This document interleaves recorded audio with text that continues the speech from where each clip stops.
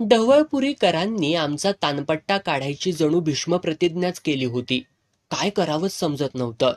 तिकिटावरती कुठे प्रयोग लावायची सोयच नव्हती. बोरगावकरांनी तर त्यांची धास्तीच खाल्ली होती. 2 आठवडे कंपनी बसून होती.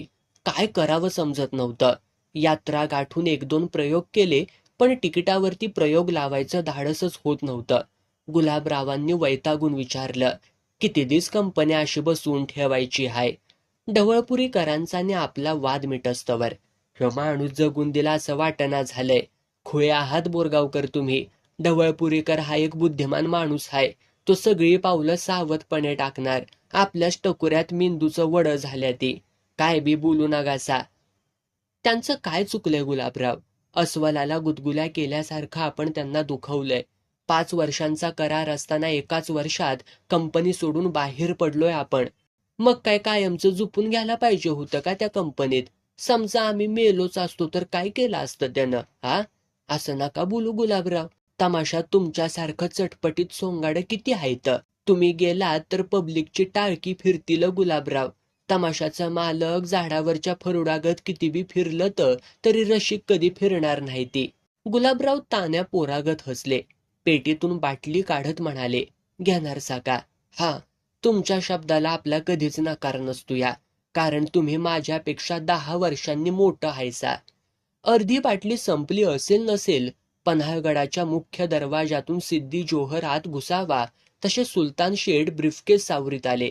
या या या शेठजी बसा. चाललंय मदिरापान तुमचं. आयला तुम्ही तमाशावाले दारूतच मारणारसा साले हो. कसं काय वाट चुकलासा म्हणायचं. रविवारी प्रयोग ठेवलाय कराडला. तुमच्या शाही तंबूचं उद्घाटनही करून टाकू आमच्या हस्ते. काय अक्षी मनातलं बोललासा. पण त्या ढवळपुरेकरांना पुन्हा स्टे ऑर्डर आणली तर? काय घास आहे त्याचा? गेल्या आठवड्यापासून जाहिरात सुरू केल्या मी. कृष्णेच्या अलीकडे नळाजवळच्या रानात ठोकलाय तंबू. ओगलेवाडी सकट समद कराड बघा येतया लुटून. रात्री मटणाचा बेत केला. सुलतान शेठचा वीक पॉइंट म्हणजे मटण. दारूचा वासही न खपणारा हा मुलखा वेगळा माणूस आता आमच्या गोतावळ्यातलाच एक झाला होता. खरं म्हणजे आम्हाला घडवलं होतं ते सुलतान शेठनी. वाढवलंही त्यांनीच. एखाद्याच्या उपकारात राहण्यात सुद्धा मज्जा असते. मरगळलेले कलाकार झडझडून जागे झाले. खुडूक कोंबडीगत बसलेल्या बायका प्रयोगाच्या बातमीनं भारावल्या. रिहर्सली पुन्हा जोर घेतला. वगही नक्की करून टाकला. रक्ताचा बदला रक्ताने. पोटात मात्र धास्ती. प्रयोगात काही अडथळा आणला तर तमाशाचा खऱ्या अर्थानं तमाशा व्हायला कितीसा वेळ लागणार. कराड नगरीच्या बाहेर गाड्या 4ला पोहोचल्या. बिगारी उतरले. गाड्या मोकळ्या झाल्या. सामानाची जुळवाजुळव सुरू झाली. स्टेज करण्यासाठी 7-8 जण धडपडू लागले. दोघांनी गेट लावलं. तिघांनी कणात ताणली. 30-40 जणांनी 32 फुटी 2 पोल उभा करून बादशाही तंबू उभारला. सप्तरंगी तंबू, जणू फुलपाखरांचे पंखच पसरावेत. लाइटिंग फिरलं. स्पीकर लागला. हवेशीर जागेवर वावरत सतरंजी टाकून आम्ही बसलो. घोट घोट मारत शिवाजी छाप विड्या फुंकायला लागलो. आले सुलतान शेठ. रामराम घातला. बसले जवळ. इकडची तिकडची चौकशी झाली. मी खिशातून ढवळपुरीकरांची स्टे ऑर्डर काढली. सुलतान शेठ सकट गुलाबरावही चाट झाले. कधी आली स्टे ऑर्डर? 4 दिवसांपूर्वी. पुण्याच्या कोर्टाची हाय. मग यायचं नाही वय लगेच माझ्याकडं? तशी गरज वाटली नाही. मी अकोलाकर वकिलांचा सल्ला घेतलाय.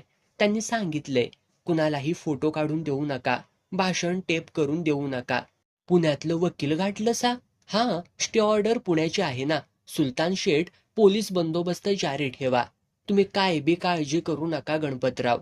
हितलं पोलीस खातं म्हणजे कानावरच्या केसांसारखं आहे. चोख बंदोबस्त करतो बघा. कॅमेरा टेप जप्त करायला लावतो. प्रयोग झाल्याचा कुठलाच पुरावा राहणार नाही याची खात्री बाळगा. आम्ही निर्धास्त झालो. गुलाबराव म्हणाले, काहीही म्हणा गणपतराव, तुम्ही पक्के धडपडी. मुंगसागत नागाच्या वासावरतीच असतायसा. कुणीतरी जागरूक राहायलाच पाहिजेल की. दारू पेलो की आमच्या डोक्याचा उंदीर मामा होतोया. एरवी आम्ही चांगले. आमची तर हा माळावरच्या झाडागत हाय. पाऊस पडू न पडू हाय त्याच जाग्यावर राहायचं. काय बदल ह्यो नाहीच. तसं कसं? लाइटिंगच्या माळा फिरवल्या वाटतं पोरांनी. तर आता उद्घाटन म्हणल्यावरती समद कामच वाठात होणार की. घ्या की जरा तुम्ही. सुलतान शेठने दिला शब्द पाळला. 2 इन्स्पेक्टर आणि 16 पोलीस धडपडत होते. गर्दीनं रान दिसत नव्हतं. अंधार वाढला. ट्रकच्या फळकुटावरती काउंटर बुकिंग सुरू झालं. सुलतान शेठ आम्ही आत आलो. त्यांनी खिशातनं नोटा काढल्या. घ्या. काय? अव मानधन तुमच्या तमाशाचं. अजून बुकिंग चाललंय नवं. काय जमत्याली ते घेतोच आम्ही. घ्या. मी पैसे मोजून घेतले. पेटीत ठेवून टाळा ठोकला. आकाताईकडं किल्ली टाकली. गुलाबरावांनी दुसरी बाटली फोडली. मी घड्याळात पाहिलं. 9:45 झाल्या होत्या. उठा शेठजी, पहिला उद्घाटनाचा कार्यक्रम उरकून घेऊया पटकीरनं. म्हणजे गणगवळण सुरू करायला मोकळं. उठावं गुलाबराव. तशाही घाईत गुलाबरावांनी थोडीशी घेतलीच. कार्यक्रम होईतोपर्यंत जीवात जीवच नव्हता.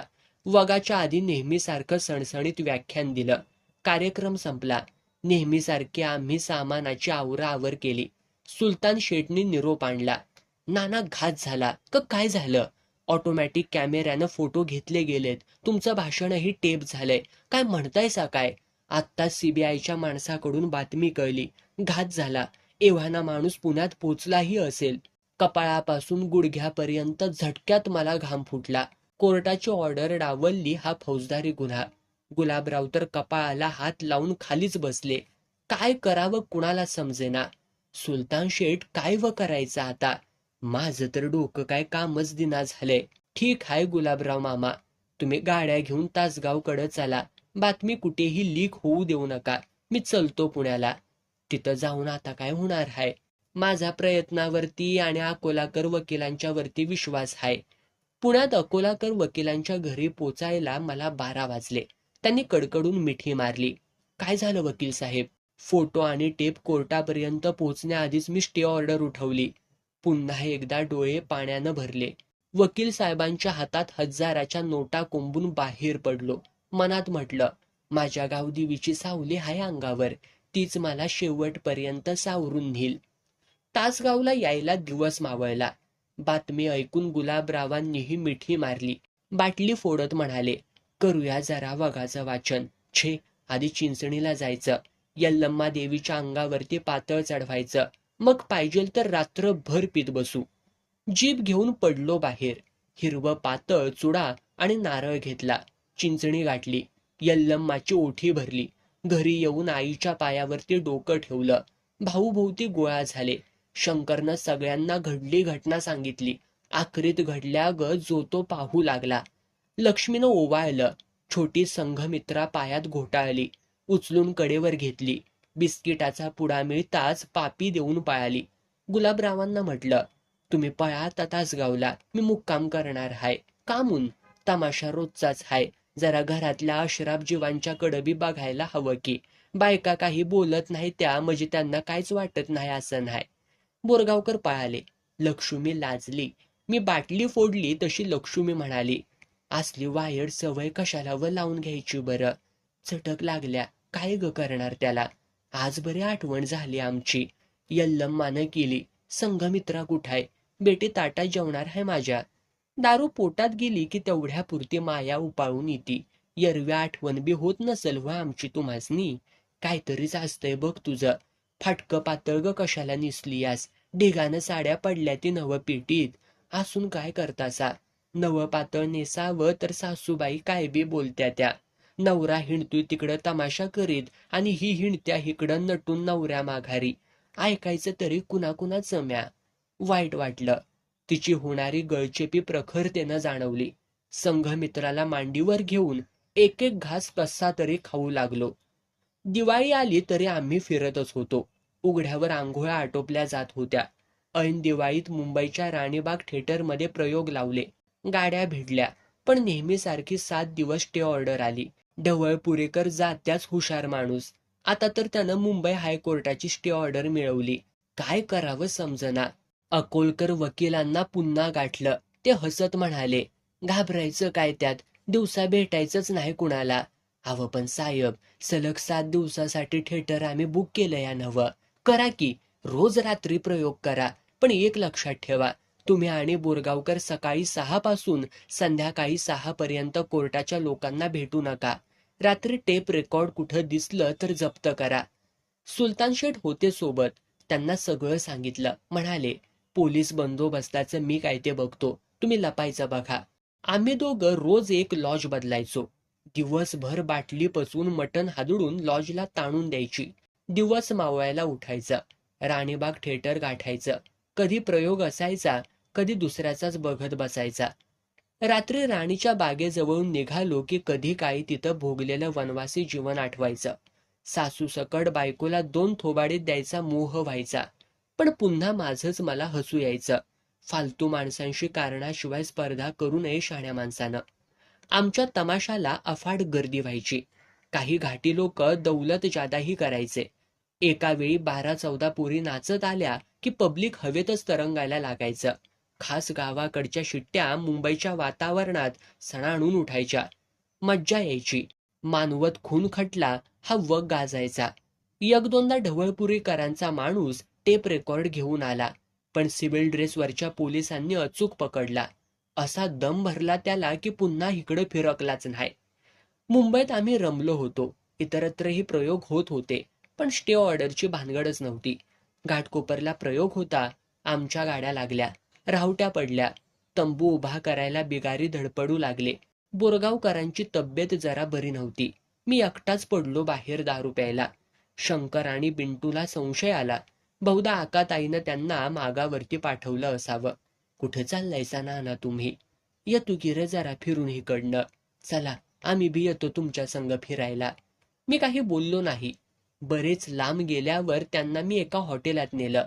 भरपूर खाऊ घातलं. मीही थोडीशी मस्तानी घेतली. मध्येच खिशात हात घातला. अरे बिड्या इसरल्या वाटतं. बसा पोरांनो, मी बिडी आणतो. पोरं खाण्यात मग्न. मी बिडीचं निमित्त करून सटकलो. ओळीनं 5-6 ट्रक उभा. वळणं पिळणं घेत जवळजवळ मैलभर अंतरावरच्या हातभट्टीवरती आलो. तिथे सगळेच पेताडे बसलेले. घरातून हाकललेल्या डरपोक पंजाब्यासारखे दाढ्या वाढवलेले. फेकले 25 रुपये. 3 बाटल्या घेतल्या. एक तिथेच संपवली. दुसरी पीत पीत अंधारात धडपडत वाट काढत निघालो. कधी काळी ह्याच परिसरातल्या जंगलात मी गिरिजाला घेऊन राहिलो होतो. वाटलं सकाळी उठून करावी तिच्या बापाची चौकशी. ठोकावा रामराम. व्हावं एका चुकीच्या पापातून मुक्त. पेताड्याच्या टाळक्यात चांगले विचार कुठले राहायला. खाणार तिथेच लघवी करून पुढे जायला मोकळा गडी. किती पेलो आणि दगडाला ठेचकावून कसा आपटलो काय बी समजलं नाही. जाग आली तेव्हा हातपायाला लागलं होतं. कपडे भरलेली होती. कपाळावरती थोडीशी जखम बी होती. खिशात एक पैसाही नव्हता. आकाताई वराडलीच. एकदा समद्या तमाशाला काडी लावून धडाधडा जाळा आणि खुशाल पेद बसा एकटच. काय झालं? रात्री झाला नव तमाशा. कुठं पिऊन पडला भताचा कुत्र्यागत माहिती आहे का? त्या बिचाऱ्या शंकरच्या आणि बाबाच्या डोळ्याला डोळा हाय. रातभर हुडाकत्या ती पोरं तुम्हासनी. ऐन वक्ताला 4 माणसं उभा करून वग वडला, नाहीतर चिपलीनं हाणला असतं माणसांनी. मालक म्हणून राहायचं तर मानानं राहावं. नाहीपेक्षा असलं हेर करून हाय. 2 पुरी रात्री बसणं नाही त्या. कुणाचा हात धरून गेल्या का कुणी धंद्याला लावल्या काय माहिती. काय कळणार एवढ्या मोठ्या शहरात. माझं तोंड दिसतं, तुमचं वागणं नाही दिसत तुम्हासनी. देवानं दिलंय सगळं वैभव, मानानं मिरवा डोसक्यावर. ही गरीब कलाकार माणसं पोटासाठी येत्या ती तुमच्या हितं. त्यांच्या घरचं चांगलं असतं तर कशाला रगात गाळत आले असती तर. आकाताईचं बोलणं मनाला लागलं. दिवसभर डोक्यातून ते जाता जात नव्हतं. दुपारपर्यंत नाही पिलो. पण मग लागला हातपाय कापायला. साऱ्या अंगालाच थरकाप सुटल्यागत झालं. उठलो. जनरेटरच्या खोक्यात बाटली ठेवली होती. काढली. गटागटा पिलो तेव्हा कुठं जाऊन बरं वाटलं. दुपारी आलाच बोरगावकर. गणपतराव मुक्काम हलवायचा उद्या. कुठं जायचं? नारायणगावला. ढवळपुरीकराच्या घरापुढंच भन्नाट वग लावायचा. रक्तात भिजला बांगला. जुना झालाय तो नव, तोच लावायचा. तुम्ही म्हणाल तसं. महाराष्ट्रातील झाडून सारं तमासगीर तिथं जमणार. जाऊया आपण बी. रात्रीच गाड्या हलवल्या. दिवस उगवायला नारायणगाव गाठायचं अशा बेतानं गाड्या निघाल्या. मी तर्र होतो. गाड्या नेमक्या कुठं चालल्या ते काय बी समजत नव्हतं. पोटात आग पडली होती. काहीतरी खावंसं वाटत होतं. हॉटेल बघून गाड्या थांबवल्या. मटण रस्सा मारला तेव्हा कुठं बरं वाटलं. झोपलो ते नारायणगावातच उठलो. ड्रायव्हरही सलग गाडी मारून कंटाळलेले. तंबू उभा राहताच त्यांना गाद्या टाकून झोपायला सांगितलं. आम्ही आंघोळी आटोपल्या. पोरी गटागटांना आंघोळीला गेल्या. नवी कपडे चढवून बोरगावकर आणि मी निघालो. फिरत ढवळपुरीकरांच्या घरापुढे आलो. अंदाज घेत मोकळं पटांगण फिरून पाहिलं. बिगाऱ्यांना सांगितलं, तमाशाचा तंबू हिथं उभा करा. जाहिरातीची गाडी फिरू द्या समद्या गावातनं. ड्रायव्हर सोडले तर सगळेच फिरून ताजेतवाने झालेले. ढवळपुरीकरांचा, इठाबाईचा, खेडकरांचा तंबू जवळच उभा राहिलेला. भेटेल तो तमासगीर हात हातात घ्यायचा. वा वा वा गणपतराव, नाव वाढवलं तमाशाचं. वगनाट्य बाकी गाजत्या ती तुमची. बरं वाटायचं ऐकून. मनाला आतून गुदगुल्या व्हायच्या. रात्र वाढली. राहुटीत जो तो मेकअपला बसला. बायका आपापले आरशे सांभाळीत मेकअप उरकू लागल्या. पुरुष मंडळी तोंड रंगून आरामात बिड्या फुंकत होती. रात्री 10ला तमाशा उभा राहिला. जो तो मन लावून काम करत होता. वगनाट्याच्या आधी करावयाच्या भाषणात मी सांगितलं, आम्ही खूप सोसलंय भोगलंय. प्रसंगी चांगल्या माणसाचं वैर बी पत्करलं. आज हे वैर आम्ही संपवतोय. व्यक्तिगत वैर फक्त व्यक्तीला नडतं, पण उभ्या देशालाच अडचणीत टाकणारा डाव जेव्हा लबाड राजकारणी खेळतात, तेव्हा शिल्लक उरतो तो हजारो निरपराध लोकांचा मृत्यू. बांगलादेशावरचा वग भलताच रंगला.